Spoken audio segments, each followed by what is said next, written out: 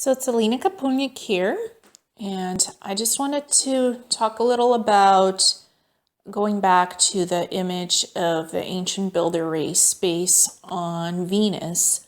I wanted to give some information about the planetoid sphere where the beam of light was coming in, shining down on Venus. These were sphere planetoids that were part of the defense grid that protected our solar system. And the grid was up for billions of years. The ancient builder race and the guardians erected that grid so negative ETs could not come into our solar system and tried to conquer our planets here, local star clusters and solar system. That goes both ways for the Milky Way galaxy and the Andromeda galaxy and other surrounding galaxies in what's called our known universe. So these sphere planetoid grids were electrically and energetically connected to each other. There was many of them. So they formed the defense grid around our planet, and they could take down any negative ET ships that or weaponry that would try to enter the solar system.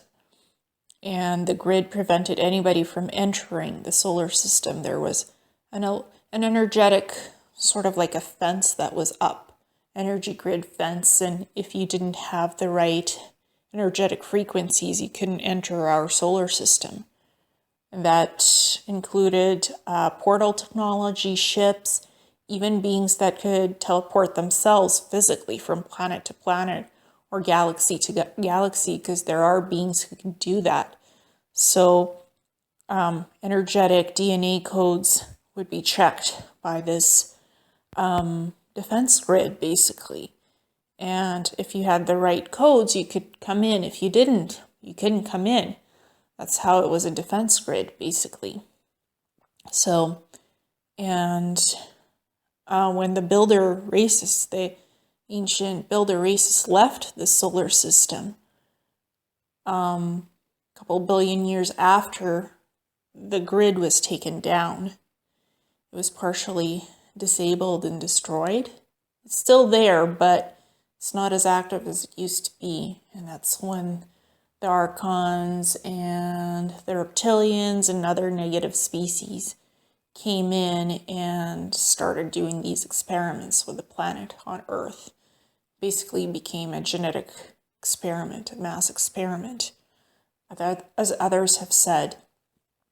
So, and the defense system, the sphere grids, they emitted these energy frequencies of different color vibrations that formed the grid itself. So there were different frequency colors, and the frequencies would rotate, and that's how the grid was kept up. It's very advanced technology. And wherever the ancient builder races and the guardians lived, they had these spherical grid systems. And you could actually live on these sphere planetoids because they were made for habitation. And some of these sphere grids were left behind, and they're still in the solar system. And they're partially up. So there is still that bit of the defense grid left over. It's not fully active, but it could be initiated at some point to be fully active again. It can be repaired. So I just wanted to explain a bit about that, because in my previous update I hadn't explained what the sphere grid was about. And at some point, 2.6 billion years ago, a skirmish happened on Mars. This was already after the first disaster. So Mars had already been devastated. So basically what happened is the remaining civilization survivors that were decided to stay on Mars in some of the settlements, they tried to actually build light bodies through technology. They tried to build Merkaba bodies, light bodies, through technology. and it blew up. It blew up on the planet.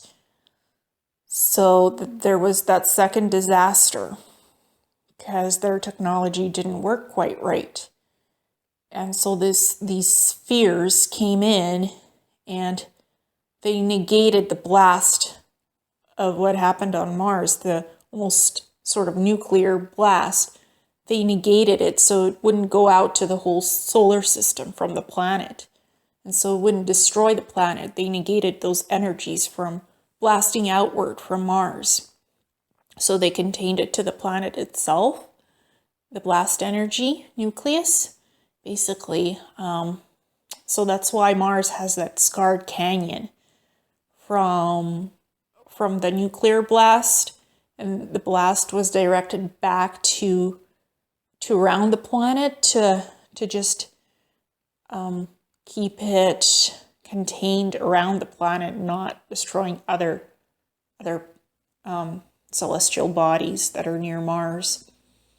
So that's how the sphere planetoid grids, they force back the energy, the explosion energy of the nuclear blast, and it scarred some parts of Mars, that famous canyon formation. So that's how that happened.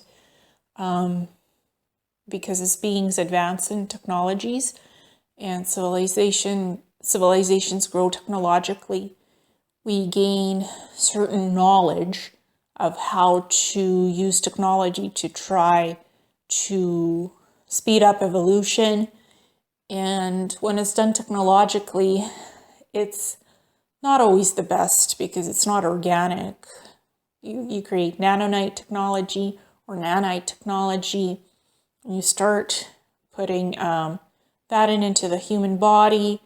Sure, it removes disease, it gives you longer lifespan, but it also allows the AI to basically control you and to program you and to get you to do things you normally wouldn't do for its own advancement.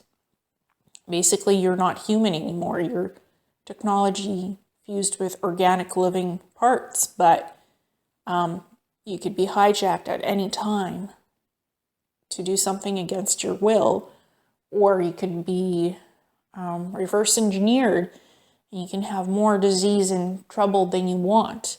So there's benefits and there's also the negative side of it, because that technology, the nanite technology, can be used for helping people and also for negative purposes. It goes both ways. So there's a fine line how far civilizations go with this stuff. If you don't know how to use the technology properly, it could really be a disaster. These things can destroy planets, literally. So that's something else that's part of Earth history and Mars history. It's part of the solar system history. A bit of it that I thought I would share from the memories of the Star Traveler and what happened back then. So thank you and namaste.